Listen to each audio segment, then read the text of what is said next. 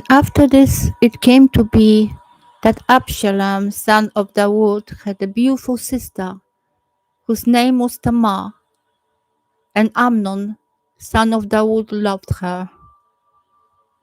And Amnon was distressed, even to become sick, because of his sister Tamar, for she was a maiden, and it was hard in the eyes of Amnon to do whatever to her.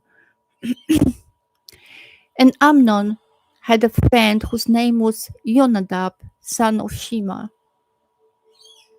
Dawood's brother. Now Jonadab was a very wise man, and he said to him, "Why are you, the sovereign son, becoming thinner day after day? Explain it to me." And Amnon said to him, "I love Tamar, my brother's Absalom's sister." And Jonadab said to him, "Lie down on your bed and pretend to be sick.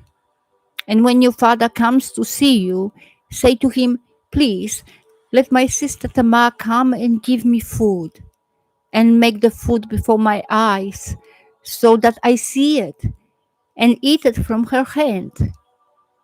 So Amnon lay down and pretended to be sick. And when the sovereign came to see him, Amnon said to the sovereign, "Please, let Tamar, my sister, come and make a couple of cakes for me before my eyes, so that I eat from her hand." And Daud sent to Tamar to the house, saying, "Please go to the house of your brother Amnon and make food for him." So Tamar went to her brother Amnon's house while he was lying down, and she took dough and kneaded, and made cakes before his eyes, and baked the cakes. And she took the pan and turned them out before him, but he refused to eat. And Amnon said, "Make everyone go away from me." And they all went out from him. And Amnon said to Tamar, "Bring the food into my bedroom, that I eat from your hand." And Tamar took the cakes which she had made, and brought them to Amnon her brother in the bedroom. And she brought them to him to eat. And he took hold of her and said to her, "Come, lay with me, my sister." And she answered him, "No, my brother, do not humble me, for it is not done so in Israel. Do not do this wickedness. And I, where could I take my shame? And you would be like one of the fools in Israel. And now, please speak to the sovereign, for he would not withhold me from you." But he would not listen to her voice, and being stronger than her, he humbled her and lay with her. Amnon then hated her exceedingly, so that his hatred with which he hated her was greater than the love which he had loved her.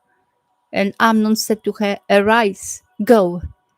And she said to him, "No, for this evil of sending me away is worse than the other you have done to me."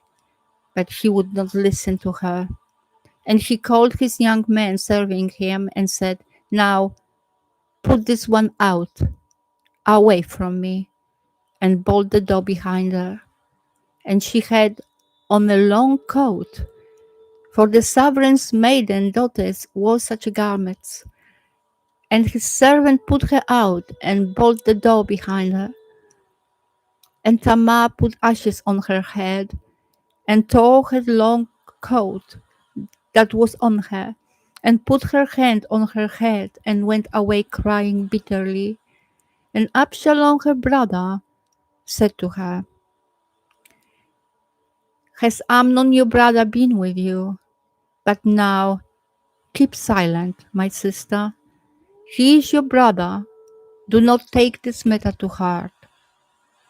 So Tamar remained in the house of her brother Absalom, but was ruined. And Sovereign Dawood heard all these reports, and he was very wroth. And Absalom spoke to his brother Amnon, neither good nor evil. Absalom hated Amnon because he had humbled his sister Tamar. And it came to be, after 2 weeks, that Absalom had sheep shearers in Baal Hatzor, which is beside Ephraim. And Absalom invited all the sons of the sovereign. And Absalom came to the sovereign and said, See, your servant has sheep shearers. Please, let the sovereign and his servants go with your servant. But the sovereign said to Absalom, No, my son, let us not all go now, lest we be too heavy on you. And he urged him, but he would not go, and he blessed him. And Absalom said, If not, please let my brother Amnon go with us. And the sovereign said to him, Why should he go with you? And Absalom urged him. So he let Amnon and all the sons of the sovereign go with him. And Absalom had commanded his servants, saying, Watch, and when the heart of Amnon is glad with wine, and I shall say to you, Strike Amnon, then kill him. Do not be afraid. Have I not commanded you? Be strong and brave. Then the servants of Absalom did to Amnon as Absalom had commanded. Then all the sons of the sovereign rose up, and each one mounted his mule and fled. And it came to be, while they were on the way, that news came to Dawood, saying, Absalom has stricken all the sons of the sovereign, and not one of them is left. And the sovereign rose up and tore his garments and lay on the ground, and all his servants stood by with the garments torn. And Jonadab, son of Shema, David's brother, answered and said, Do not let my master say that they have killed all the young men, the sons of the sovereign, for only Amnon is dead.